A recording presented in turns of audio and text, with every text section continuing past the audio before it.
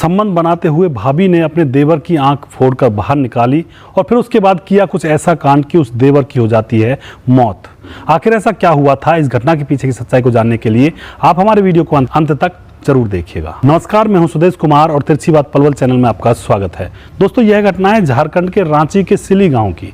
सिली गांव में सुबह सुबह पुलिस थाने में एक फोन आता है कि यहां पर लड़के को जान से मार दिया गया है, किसी ने उसके घर में घुसकर उसको जान से मार दिया है। दोस्तों, पुलिस दौड़ी हुई उस लड़के के घर जाती है। उस लड़के का नाम होता है मानव, जिसकी उम्र होती है 26 साल। उस लड़के के माता पिता ऊपर वाले पोर्शन में रहा करते हैं और वह लड़का घर के नीचे वाले पोर्शन में ज्यादातर रहा करता है। उठने बैठने का कमरा नीचे है उसका। दोस्तों, पुलिस जाकर डेड बॉडी को देखती है तो वहां पर जाकर देखती है उसकी आंख निकली हुई है, किसी ने चाकू से उसकी आंख निकाली है और उसके प्राइवेट पार्ट पर भी वार किया है। पुलिस तुरंत समझ जाती है कि यह जो घटना है यह चोरी डकैती की नहीं है, यह सिर्फ और सिर्फ रंजिश निकालने की घटना है। अब पुलिस पता लगाने में जुट जाती है और उस डेड बॉडी को पोस्टमार्टम के लिए भेज दिया जाता है। पुलिस उस लड़के यानी कि मानव के माँ बाप से पूछती है कि आखिर क्या हुआ था। तो उसके माँ बाप बताते हैं कि कोई चोर लुटेरे आए होंगे, रात को यह नीचे सोता था और इसको मार करके यहाँ से चले गए हैं। हमें पता नहीं क्या हुआ क्या नहीं हुआ।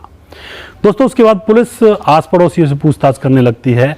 तो पड़ोस में रहने वाला मानव का एक भाई था, एक भाभी थी, और उस भाई से भी पूछताछ करने लगती है पुलिस। तो वह भाई बताता है कि मुझे तो पता नहीं क्या हुआ।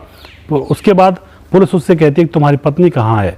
तो वह भाई बताता है कि मेरी पत्नी तो उसी टाइम जिस टाइम मानव की मृत्यु हुई थी अपने मायके चली गई।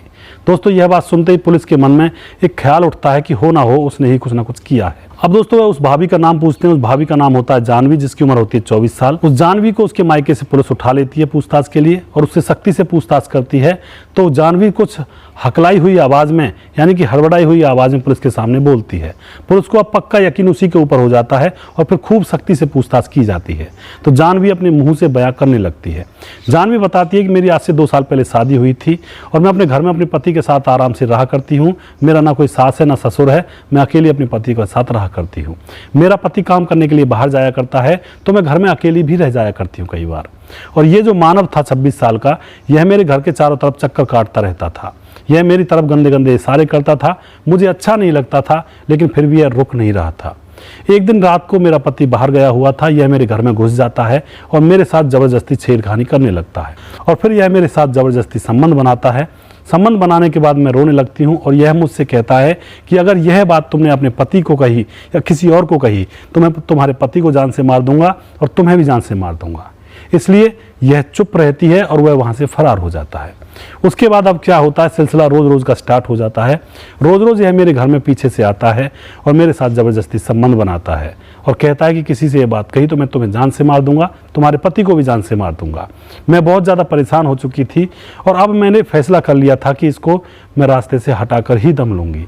मैंने पड़ोस में रहने वाले एक लड़के नितिन से बात की और उससे कहा कि मेरे साथ इस तरह की घटना घट रही है, तुम्हें इसको रास्ते से हटवाना पड़ेगा। और मैंने नितिन को 5,000 रुपये दे दिए और कहा कि बाकी पैसे काम होने के बाद मैं तुम्हें दे दूंगी। दोस्तों, उसके बाद ये प्लानिंग करते हैं और प्लानिंग के तहत जो जानवी होती है वह मानव के पास फ़ोन करती है और कहती है मैं तुमसे मिलना चाहती हूँ। मानव खुश हो जाता है कि रोज़ रोज़ तो मैं इससे जाके परेशान करता हूँ, लेकिन आज इसी का मन मेरे से मिलने के लिए कर रहा है। और जानवी कहती है मैं तुम्हारे ही कमरे पर आऊँगी रात को 1 बजे, तुम वहीं पर रहना। मानव खुश हो जाता है, खुशी से झूम उठता है। रात को 1 बजते हैं तो जानवी वहां पर पहुंच जाती है और मानव से प्यार करने लगती है, प्रेम संबंध बनाने लगती है। तभी दोस्तों वहां पर एकदम से नितिन आ जाता है, जिसको जानवी ने 5,000 रुपये दिए थे और वह आकर के जानवी और वह नितिन मानव के ऊपर ताबड़तोड़ वार करने लगते हैं, क्योंकि नितिन के हाथ में एक चाकू था। दोस्तों, जब मानव तड़प तड़प कर मर जाता है तो उसके बाद जानवी उस लड़के के हाथ में से चाकू को छीनकर नितिन की आंख को निकाल देती है। पहले फोड़ती है और फिर उसको निकाल देती है और उसके प्राइवेट पार्ट पर चाकू से वार करती है और वहां से वो दोनों फरार हो जाते हैं।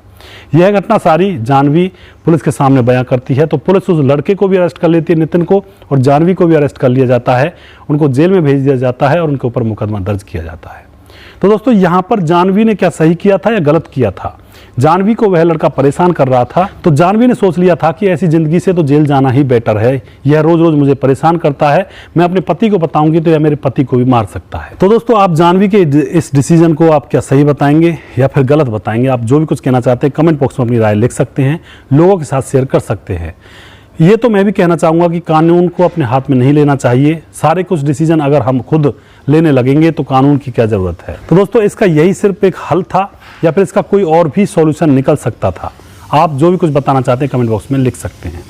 दोस्तों हम यही कोशिश करते हैं कि यहाँ पर समाज की इन छोटी छोटी घटनाओं के ऊपर से पर्दा हटे और फिर हमें और आपको कुछ सीखने को मिले कि अगर हम ऐसा छोटा मोटा कृत्य करते हैं, गलती करते हैं, तो हमारे साथ बहुत बड़ी दुर्घटना भी हो सकती है। इसलिए संभल कर चलें, सावधान रहें। इसीलिए हमारा यह उद्देश्य है कि आपके समक्ष ऐसी घटनाओं के वीडियोज़ लेकर आते हैं।